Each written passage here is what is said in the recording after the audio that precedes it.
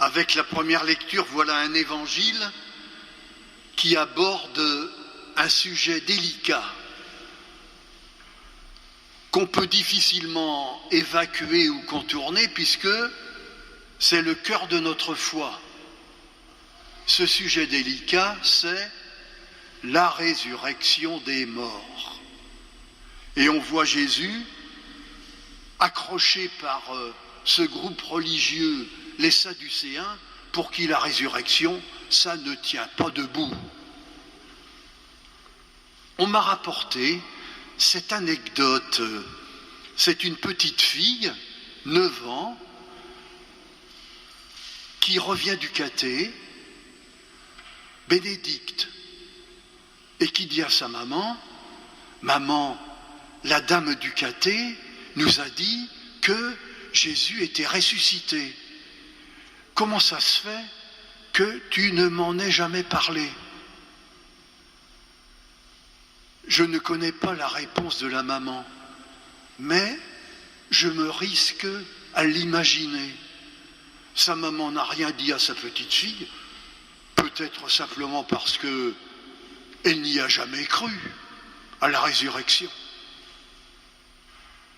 Et n'allons pas nous scandaliser de cet état de fait, que je sache, aux femmes qui annoncent aux apôtres qu'elles ont vu Jésus vivant, les apôtres leur disent que ce sont des bobards et qu'elles délirent. C'est vrai, la résurrection est au cœur de la foi et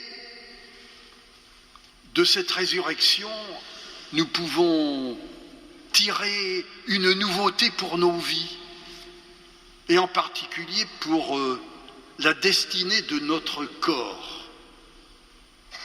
Je voudrais mettre, mais très modestement, un peu de clarté dans cette foi des chrétiens en la résurrection. 2 remarques d'abord pour dire ce que n'est pas la résurrection. La résurrection n'est pas à confondre avec la réanimation d'un cadavre. Certes, c'est vrai, dans l'Évangile, on voit Jésus qui ressuscite des gens.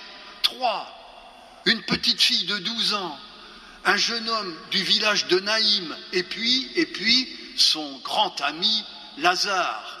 Mais à chaque fois, il leur redonne vie, il les ramène à la vie d'avant, qui est toujours soumis à la mort. Et c'est pas ça la résurrection.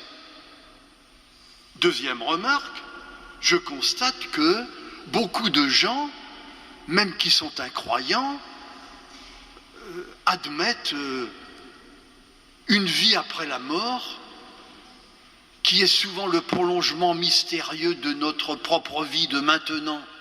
D'ailleurs, dans des obsèques civiles où j'ai participé, j'ai constaté que, par exemple, celui qui fait l'hommage au défunt, soudain, se met à lui parler comme s'il était là, vivant. Mais c'est pas ça la résurrection. Quand les disciples ont déclaré qu'ils avaient vu Jésus vivant, c'est pas un esprit qu'ils ont rencontré, c'est pas un fantôme. Ils ont vu la personne de Jésus, j'allais dire en chair et en os. En chair et en os transfigurés, tellement transfigurés qu'ils ne sont pas capables de le reconnaître sur le moment et qu'il leur faut du temps.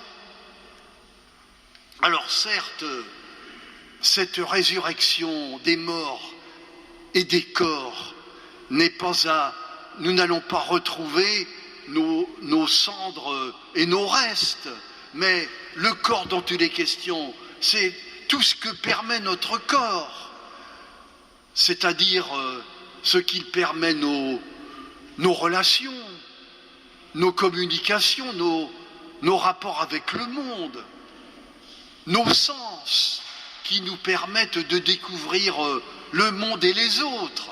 Et c'est tout ça qui est repris, je ne sais pas comment, mais qui est repris dans la résurrection de Jésus, dans sa transfiguration. Alors, cette manière de voir la résurrection entraîne une nouveauté sur la manière de voir notre corps. Notre corps n'est pas seulement une enveloppe qui entourerait notre esprit. Non, ce n'est pas une enveloppe méprisable qui serait vouée à la destruction totale. Elle est reprise dans la résurrection de Jésus et soudain, nos corps prennent grande valeur. D'ailleurs, si Jésus, pendant son ministère, a consacré beaucoup de temps à la santé physique des gens, c'est parce que pour lui ce corps porte beaucoup de valeur. D'ailleurs, depuis Jésus, l'Église dans la foulée a toujours donné de l'importance au corps et à la santé physique des gens. Elle a créé beaucoup d'institutions. Aujourd'hui, dans quelques temps, nous allons célébrer la journée du secours catholique. Demain soir, figurez-vous, demain soir est organisée une soirée sur notre fin de vie, qui est importante, la fin de vie, notre corps, notre vie, qui reste digne, surtout pour les plus fragiles. Alors, cet évangile qui nous montre ce groupe des Sadducéens qui écarte d'un revers de main la foi dans la résurrection, pas pour Jésus. Et nous sommes invités aujourd'hui à redécouvrir, à rafraîchir cette foi dans la résurrection qui est revivifiée par ce que nous allons partager tout de suite à cette table, ce pain qu'on partage en mémoire de Jésus.